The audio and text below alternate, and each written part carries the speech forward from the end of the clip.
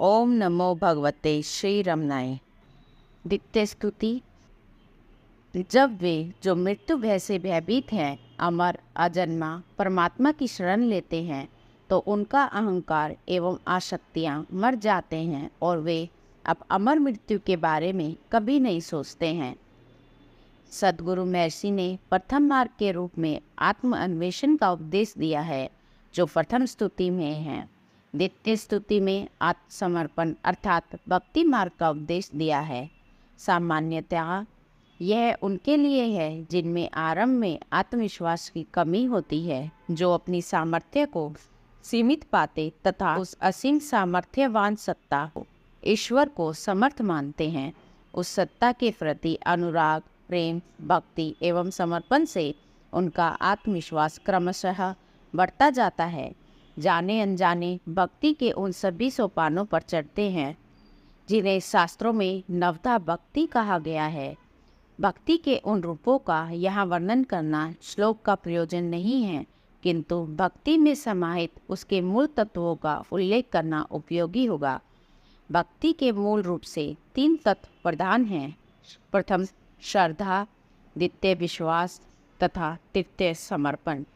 श्रद्धा में प्रेम एवं अनुराग समाहित है। विश्वास में उस सर्वस्व सत्ता की असीम शक्ति पर भरोसा होता है। समर्पण में ईश्वरीय सत्ता से एकाकार होने की प्रबल आकांक्षा समाहित है। अपना सर्वस्व उस सर्वस्व को समर्पण करना वस्तुतः वैराग्य का एक मनोवैज्ञानिक अभ्यास है। इससे साधक की व्यक्तिगत पहचान जो बंधन का कारण है क्रमशः लुप्त हो जाती है। द्वितीय पद पे साधना संबंधित भक्ति के गहन संकेत समाहित हैं जो सांसारिक दुखों और उसकी पराकाष्ठा मृत्यु के भय से आक्रांत है। वे अमर, अविनाशी, अजर उस परमात्मा की शरण लेते हैं जो पूर्ण और सर्वाधिक समर्थ है। शरणागति से समर्पण का आरंभ होता है। महर्षि ने समर्पण के भी 2 रूप बताए हैं। प्रथम मरकट यानी बंदर का तरीका।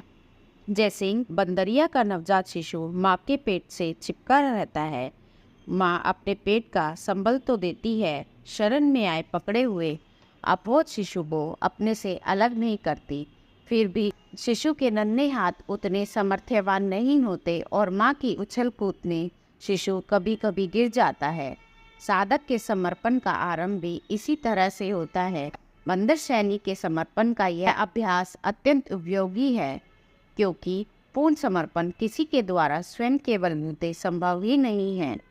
महर्षि ने समर्पण का दूसरा रूप बताया है बिल्ली की शैली। समर्पण के इस रूप में बिल्ली का शिशु कुछ नहीं करता, स्वयं बिल्ली ही संकट की घड़ी में नवजात शिशु को अपने दोनों जबड़ों के बीच पकड़ लेती है तथा उस विकट स्थिति से शिशु को पार कराती है। निश्चित ही पूर्ण समर्पण गुरु अनुग्रह अथवा इष्ट अनुग्रह का परिणाम है। साधना के शिखर पर पहुँचते संत इस तथ्य से परिचित हैं। पूर्ण समर्पण बोध के पूर्ण की अवस्था है। साधक के परिपक्वता की स्थिति में सद्गुरु या ईश्वर जो वस्तुतः एक ही है, करुणावश सत्पात्र को अपने आप में ही समाहित कर लेते हैं। गुरु, ईश्वर अथवा आत्मा से एकाकार हो जाना ही भक्ति का चरम रूप है, जिसे शास्त्र पराभक्ति अथवा ज्ञान की अवस्था कहते हैं। समर्पण का अर्थ है विलय विसर्जन। यह पूर्णतः अद्वैत बोध एवं ज्ञान की अवस्था है। इसमें साधक केवल ईश्वर को जानता नहीं बल्कि साक्षात ईश्वर स्वरूप हो जाता है। निसंदेह यह समर्पण ईश्वरीय अनुग्रह से होता है। शरणागत का प्रतिफल है अनुग्रह युक्त समर्पण।